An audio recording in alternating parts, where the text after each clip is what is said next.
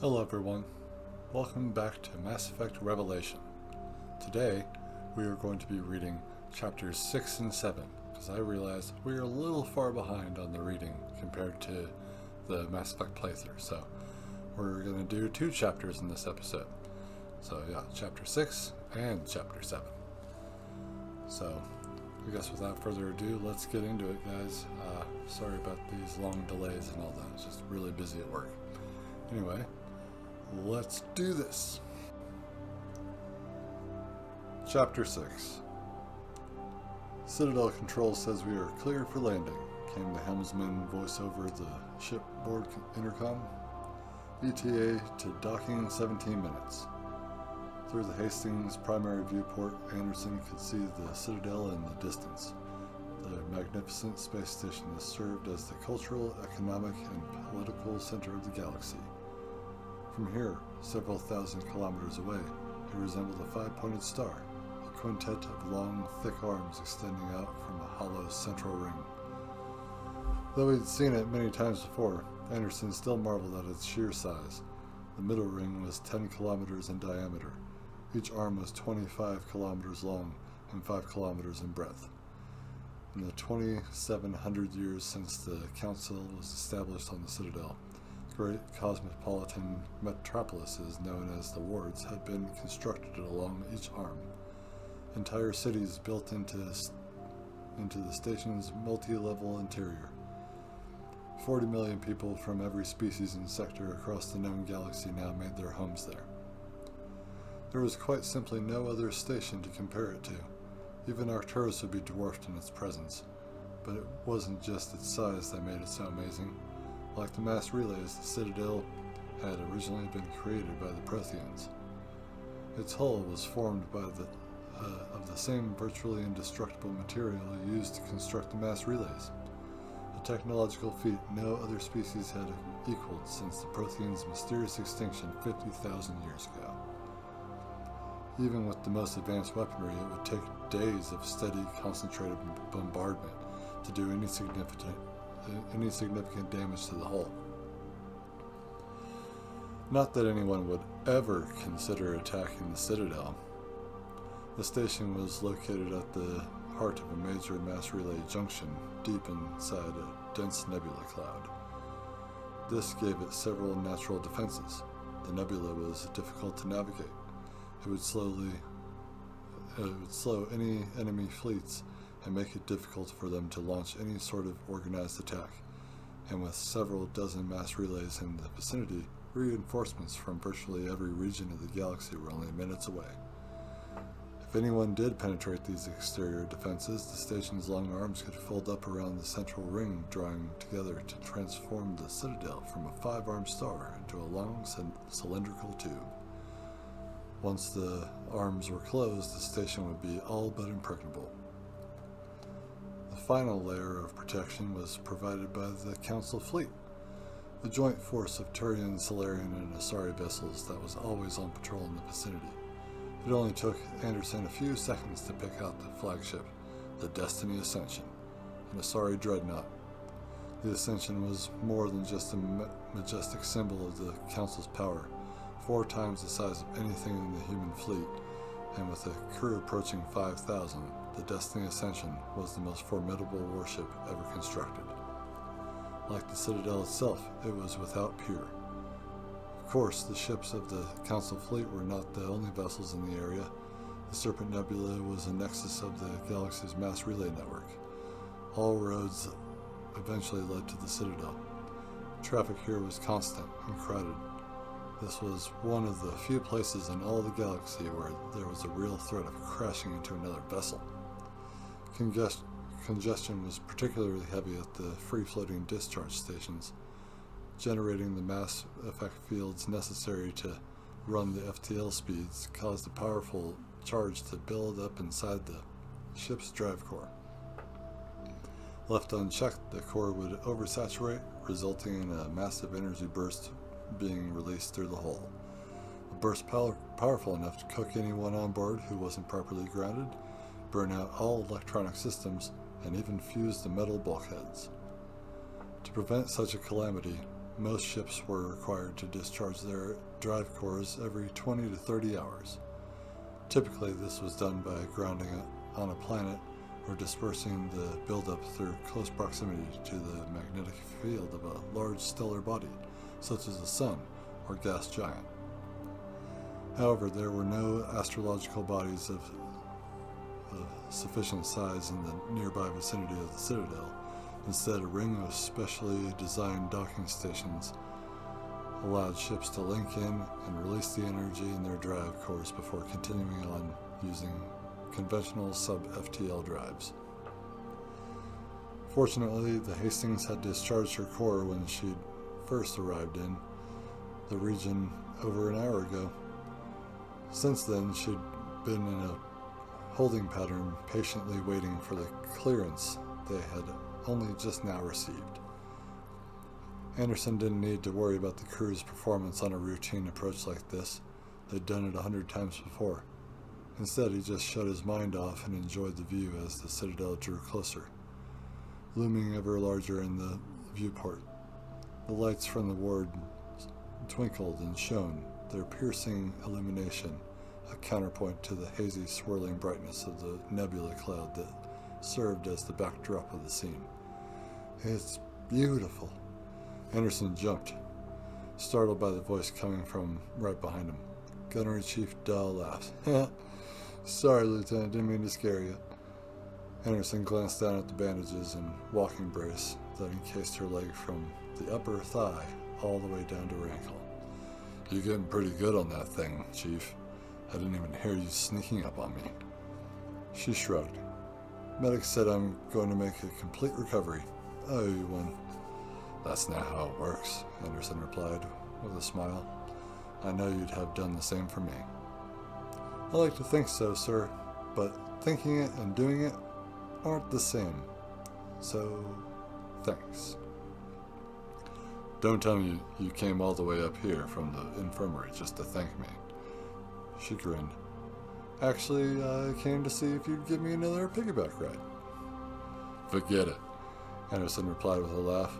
"I nearly threw my back out hauling your ass out of there. You really need to shed a few pounds." "Careful, sir," she warned, lifting her brace leg an inch off the floor. "I can deliver a pretty good kick with this." Anderson turned back to the viewing port, grinning. "Just shut up and enjoy the view, Da. That's an order." "Yes, sir." It only took a few minutes for Anderson to clear customs after they landed. They had touched down at an Alliance port, and military personnel were given top priority whenever they came in from a mission. The Citadel security officers checked his Alliance ID and verified it by scanning his thumbprint, then gave a cursory check of the pack carrying his personal belongings before waving him through. Anderson was pleased to say they were both human. Last month, there had still been a few Solarian officers assigned to the Alliance ports due to species staff shortages. CSEC had promised to recruit more humans into their ranks. It looked like they'd been true to their word. Leaving the ports behind, he stepped onto the elevator that would bring him up to the main level. He yawned once. Now that he was off due to the fatigue he'd been holding at bay during the entire mission began to wash over him. He couldn't wait to get back to his private residence in the wards. Considering how much time he spent on patrol, it could be argued that paying rent for an apartment on the Citadel was an extravagant expense. But he felt it was important to have a place he could call his own, even if he was only home 1 week out of 4. The elevator stopped, the doors opened, and Anderson stepped out into the pandemonium of light and sound that was the wards. Throngs of people filled the pedways, individuals of every species coming and going in all directions. Rapid transit cars zoomed by overhead on the monorail, each one filled with commuters, students, and general gawkers taking the high-speed tour. The lower streets were packed with smaller ground transport vehicles weaving in and out of the designated thoroughfares, each driver in more of a hurry than the last. It was always a rush hour on the Citadel. Fortunately, he didn't need to flag a driver down or head to transit stop. His apartment was only 20 minutes away by foot, so he simply hiked his gear over his shoulder and fell in with the mob, jostling and shoving with the rest of the maddening crowds. As he walked, his senses were under constant assault from endless stream of electronic advertisements. Everywhere he looked, there were flashing holographic images, futuristic billboards promoting 1,000 different companies on 100 different worlds. Food, beverages, vehicles, clothes, entertainment. On the Citadel, everything was available for purchase. However, only a handful of the ads were geared specifically to humans. They were still a minority on the station, and corporations preferred to spend their advertising dollars on species with a larger market share. But with each passing month, Anderson noticed more and more of his own kind among the hustling, bustling masses. Anderson knew that it was important for humans to integrate themselves with the rest of the interstellar community. What better place to do it than the Citadel, where all the desperate cultures in council space were on display? That was the real reason Anderson kept his apartment in the wards. He wanted to understand the other species, and the quickest way to do that was to live among them. He reached his building, pausing at the main door to speak his name so the voice recognition system would let him in. His apartment was on the second level, so he issued the elevator and lugged his pack up the staircase. At the door to his personal quarters, he again gave his name, then staggered into the room and dropped his gear in the center of the floor. He was too tired to turn on the lights as he made his way through the small kitchen to the single bedroom at the back, barely registering the faint whoosh as the apartment door automatically closed behind him. When he reached the bedroom, he didn't even bother to undress. He simply collapsed on the bed, exhausted but glad to be home. Anderson woke several hours later. Night and day meant little in the perpetual activity of the Citadel, but when he rolled over to check the clock by his bed, the digital readout said 1700 on human colonies, and out on patrol, the Alliance still used the familiar 24-hour clock based on Terran-coordinated universal time. The protocol established in the late 20th century to replace the archaic Greenwich mean time system. On the Citadel, however, everything operated on the galactic standard of a 20-hour day. To further complicate things, each hour was divided into 100 minutes of 100 seconds, but each second was roughly half as long as the ones humans were used to. The net result was that the 20-hour galactic standard day was about 15% longer than the 24-hour day as calculated by Terran-coordinated universal time. Just thinking about it made Anderson's head hurt, and it played havoc with his sleep patterns. This was to be expected, given that he'd been preconditioned by several million years of Terran evolution. 3 more hours and the day would roll into tomorrow, when he was supposed to present himself to the ambassador for a debriefing on Sedone. He didn't have to be up there until 1000. However, which meant that he had plenty of time to kill. He'd probably need to catch a few more hours of sleep before the meeting, but he wasn't tired.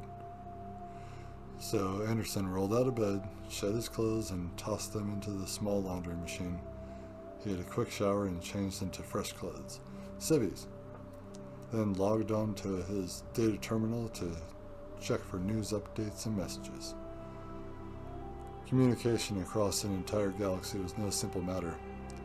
Ships could use Mass Effect drives to exceed the speed of light, but signal transmitted through the cold vacuum of space by conventional means would still take years to travel from one solar system to another. Transferring information, personal messages, or even raw data across thousands of light years expediently could only be accomplished in one of two ways. Files could be transported by courier drone, unmanned ships programmed to travel through the mass relay networks by the most direct routes possible, but courier drones weren't cheap to produce or operate. Fuel was expensive. And if they had to pass through several relays, it could take hours for them to arrive at their destination.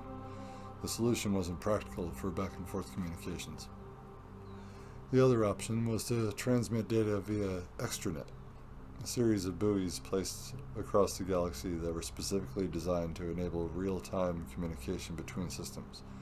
Information could be sent by a conventional radio signal to the nearest array of communication buoys. The buoys were telemetrically aligned with similar arrays hundreds of thousands of light years away, connected by the tight beam projection of a mass effect field, the space-age equivalent of the fiber optic cables used on Earth in the late 20th century. Within this narrow corridor, signals could be projected several thousand times faster than the speed of light. Data in the form of radio signals could be relayed from one array to the next virtually instantaneously. Once the arrays were properly aligned, it was even possible to speak to someone on the opposite end of the galaxy with a lag of only a few tenths of a second. However, while the extranet's buoy arrays made communication possible, it still wasn't exactly feasible for the vast majority. Trillions of people on thousands of worlds were accessing the extranet every second of every day, overloading the finite bandwidth capabilities of the comm arrays. To accommodate this, information was sent in carefully measured bursts of data, and space in each burst was parceled out in a highly regulated priority system. Top priority in each burst was given to organizations directly responsible for preserving galactic security. Next came the various official governments and militaries for each and every species in Council space, then the assorted media conglomerates. Anything left over was parceled off and sold to the highest bidder. Virtually all of the unused space on every burst was purchased by extranet provider corporations, who then divided their allocated space into thousands of tiny packages that were resold to individual subscribers. Depending on the provider and how much an individual was willing to pay, it was possible to get personal updates from hourly, daily, or even weekly bursts. Not that Anderson had to be concerned about any of that. As an Alliance officer, his private extranet account received official bursts every 15 minutes. Piggybacking personal messages onto the official bursts was one of the perks of his rank. There was only one message waiting for him in his inbox. He frowned, recognizing the sender's address. He wasn't exactly surprised, but he wasn't happy to see the file. For a second he considered ignoring it, but he knew he was being childish. Better to just get it over with. He opened the file, downloading a series of eDocs and a short pre-recorded video message from the divorce attorney. An image of Ib Haman, his lawyer, appeared on the terminal screen as the video began to play. Ib was a portly, balding man in his 60s.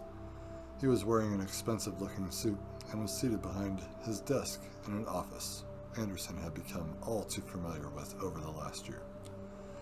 Lieutenant, I won't bother with the formality of asking how you're doing. I know this hasn't been easy for you or Cynthia. Damn right, Anderson muttered under his breath as the message continued. I've sent you copies of all the documents I had you sign the last time we met. Cynthia is signing them now, too. The man on the screen glanced down and shifted some papers on the desk in front of him, then looked back up at the camera. You'll also see a copy of my fee. I know this isn't much consolation right now, but just be glad you two didn't have any children. It could have been a lot worse and a lot more expensive. When custody becomes an issue, the proceedings rarely go this smoothly. Anderson snorted. Nothing about this mess had felt smooth to him. The marriage will be officially absolved on the date indicated in the documents. I suspect that by the time you get this message, your divorce will be final. If you have any questions, please feel free to contact me, Lieutenant, and if you ever need me for... The message terminated abruptly as Anderson deleted it and dragged it into the trash. He didn't plan on ever talking to Ibhaman again. The man was a good attorney, his prices were reasonable, and he'd been fair and unbiased throughout the divorce. In fact, he'd been nothing but the model of efficiency and professionalism. And if he was standing in the apartment right now, Anderson would have punched him right in the face. It was a funny thing, Anderson thought, as he shut the terminal down. He just participated in two of humanity's oldest and most enduring customs, marriage and divorce. Now it was time for an even older tradition. He was going to the bar to get drunk. Yes. Captain Anderson, I'll join you.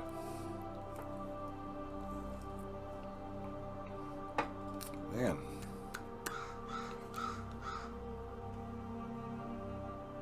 Luckily, that was at the end of chapter 6. And it's not my dog barking.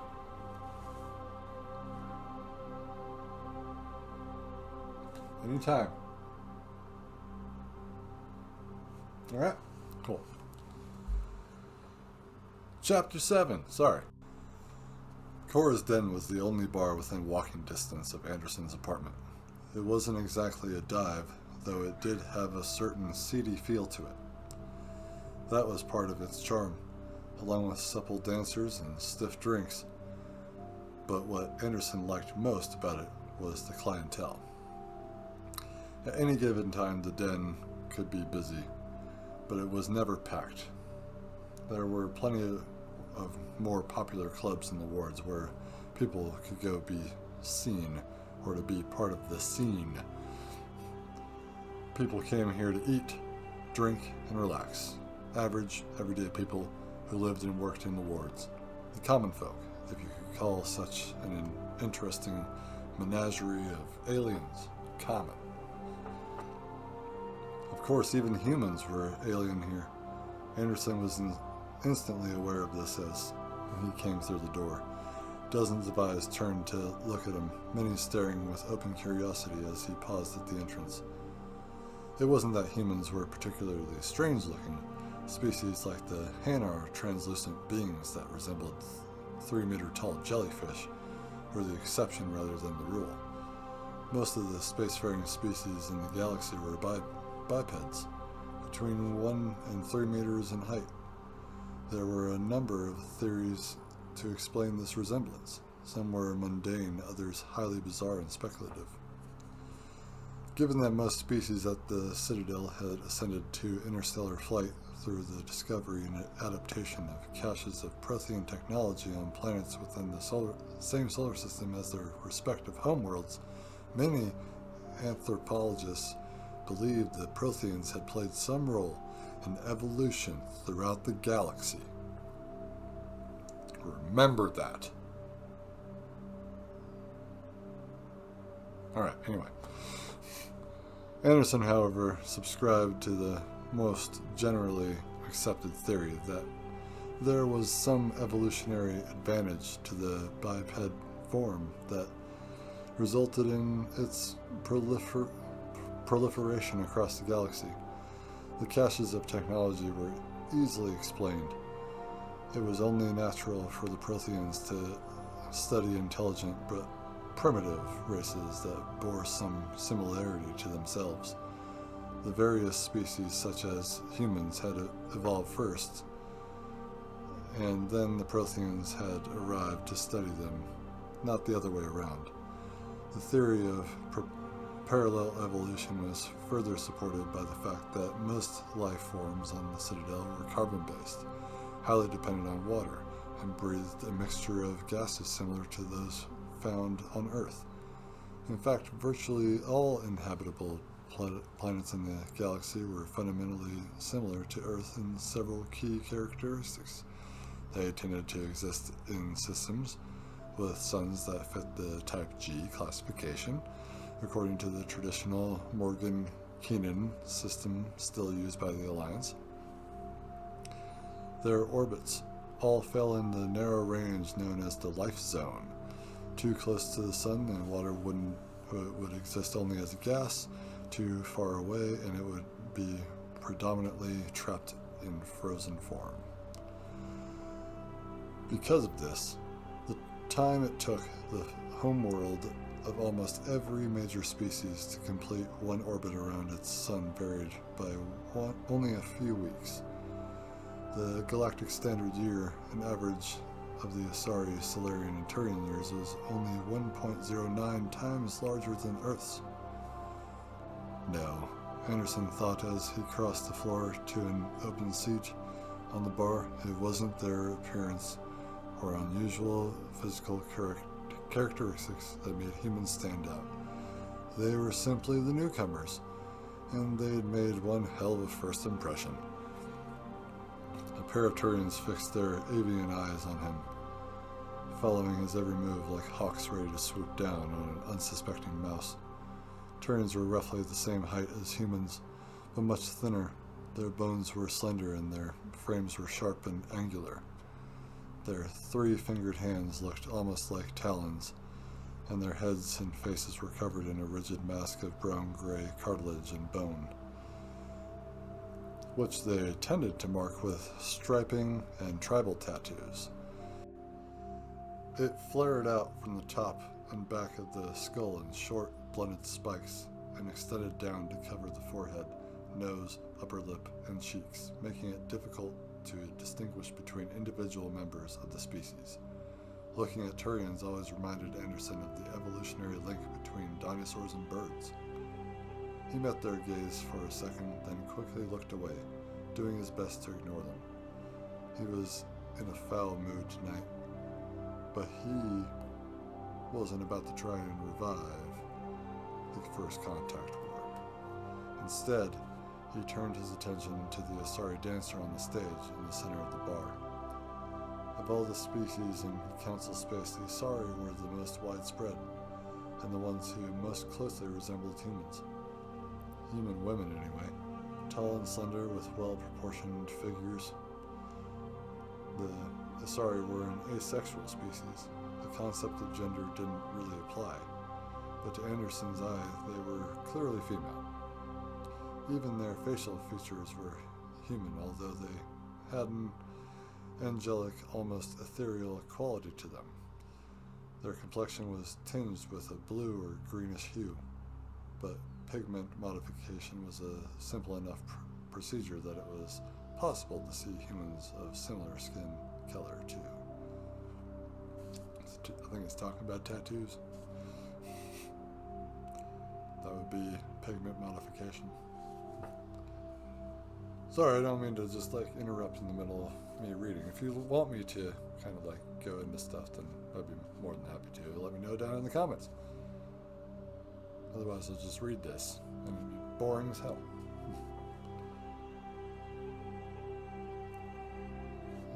Anyway, only the backs of their heads betrayed their alien origins. Instead of hair, they had wavy folds of sculpted skin. Not entirely unattractive, but a disconcerting alien feature on a species that was otherwise so human in appearance. The Asari were something of a paradox for Anderson. On the one hand, they were an aesthetically captivating species. They seemed to embrace his aspect of themselves and often took to the openly alluring or essentially provocative professions. Asari frequently performed as dancers or served as consorts for hire. On the other hand, they were the most respected, admired, and powerful species in the galaxy, renowned for their wisdom and foresight. The Asari, by all accepted accounts, were the first species after the approaching extinction to achieve interstellar flight. They were also the first to discover the Citadel and they were a founding member species of the Council. The Asari controlled more territory and wielded more influence than any other race. Anderson knew all of these facts, yet he often found it difficult to reconcile their dominant role in galactic politics with the enthralling performance of an Asari on the stage. He knew the failure was his, the product of his human biases and ill-conceived expectations. It was stupid to judge an entire species on the basis of an individual, but it went deeper than an impression formed by watching a few dancers.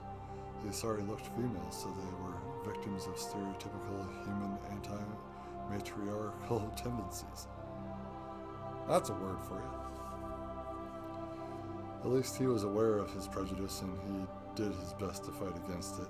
Unfortunately, he knew there were plenty of other humans who felt the same way, and were more than willing to give in to their biases. Just further proof that they still had a lot to learn about the rest of the galaxy. As he continued to watch the dancer performing on the stage, Anderson found the subtle differences in their physiology easy to ignore. He'd heard plenty of graphic tales of interspecies sexual relations. He'd even seen a few vids. He prided himself on keeping an open mind, but that kind of thing normally repulsed him.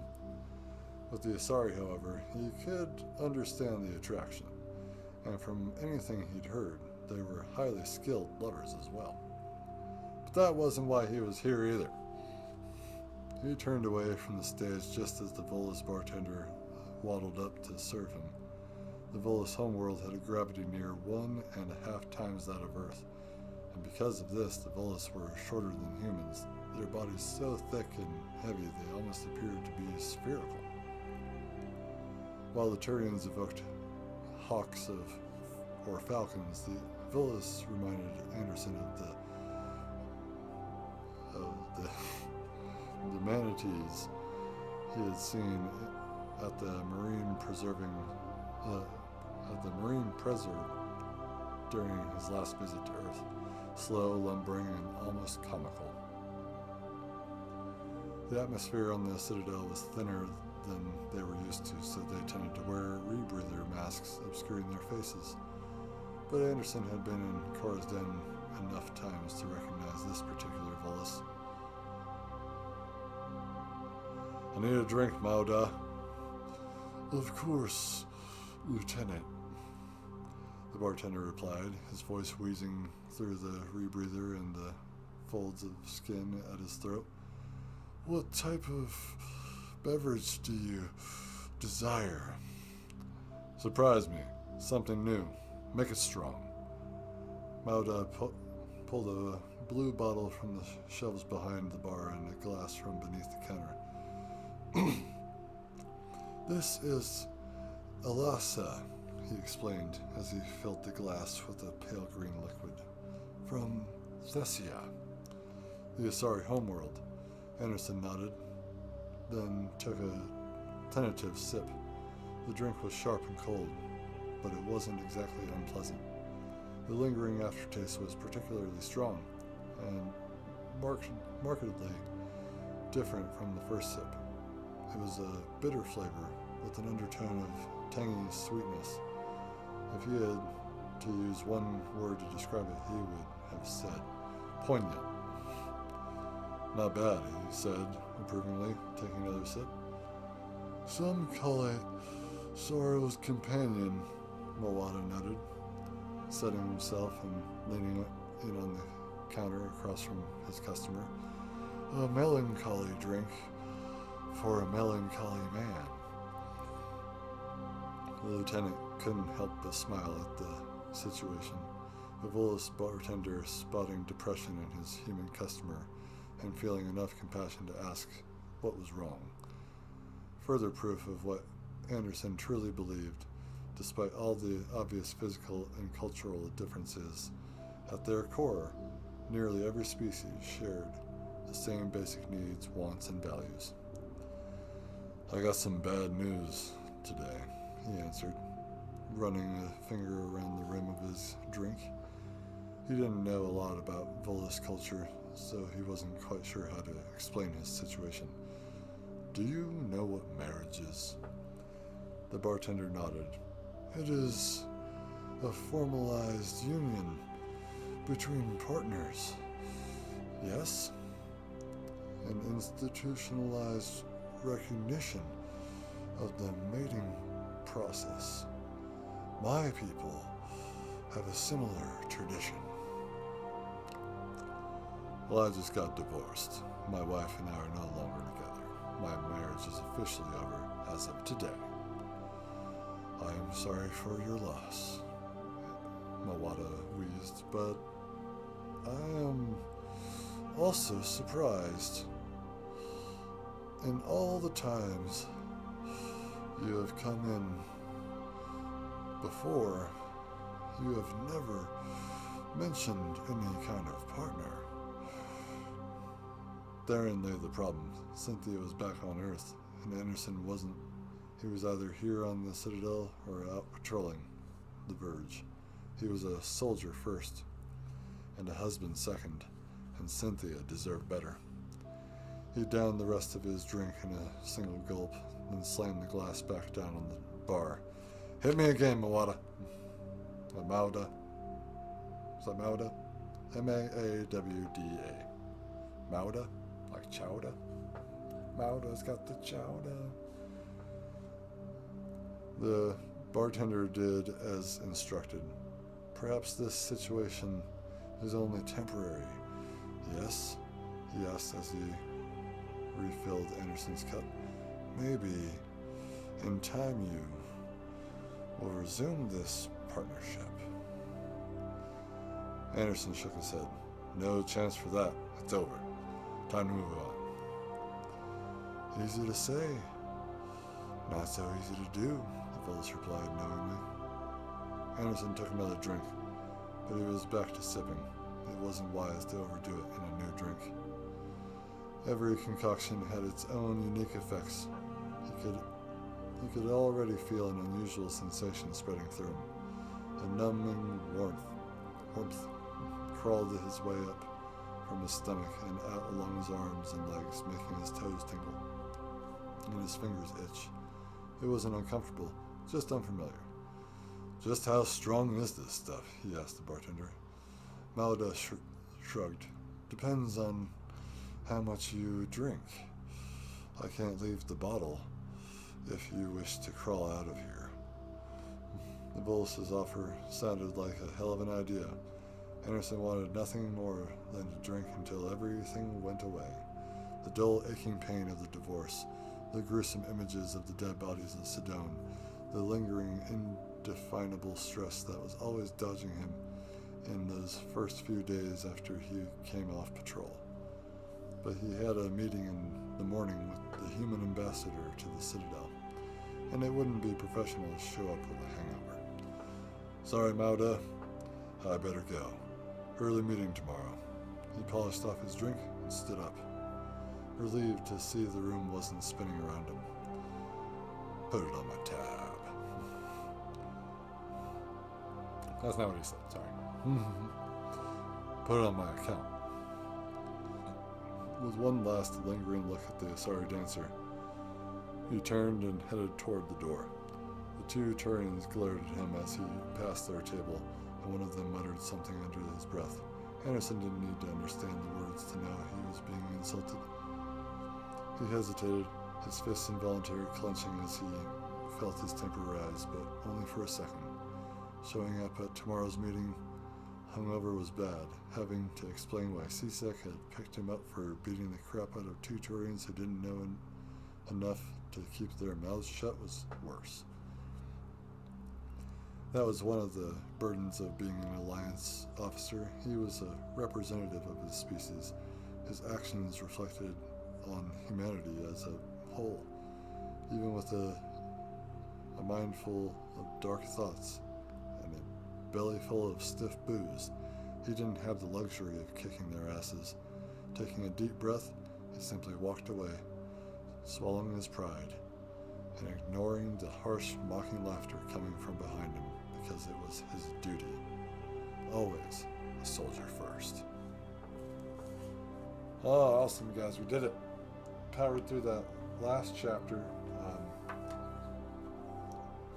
Again, just let me know. I decided to switch it up between chapter 6 and chapter 7 here. So I was just kind of testing the waters. I am going to release these next to each other because I already have their thumbnails made. But yeah, I'm putting out those two today on Mass Effect Monday, and then I'll do the playthrough tomorrow. Yeah, we'll continue cleaning up the galaxy. Maybe we'll go. Maybe we'll go to Novaria. So we'll see. But that's what's in line for the Mass Effect playthrough, because that's going to be episode 13. Of course, you can always let me know, like, hey, do Vermeer first, or or go to Novaria, or go, do some more cleanup missions, or go do the Falling Skies DLC mission. Just let me know down in the comments what you want me to do for that. And this is the end of chapter 7. And in the last episode I did chapter 6. No, you know what? Fuck it. They're going out at the same time. I'm going to change the thumbnail, and they will have chapter 6 and chapter 7. That'll be reflected. So it's just going to be a longer video. So I hope you guys enjoyed it, and I cannot wait to get into these comics. So at least you'll have more of a visual cue after that. Instead, you're just looking at this. I don't have a green screen yet. Need money for that. But yeah, we're just gonna end the video here, guys. And so next time we're gonna be reading chapter 8. All right, take it easy.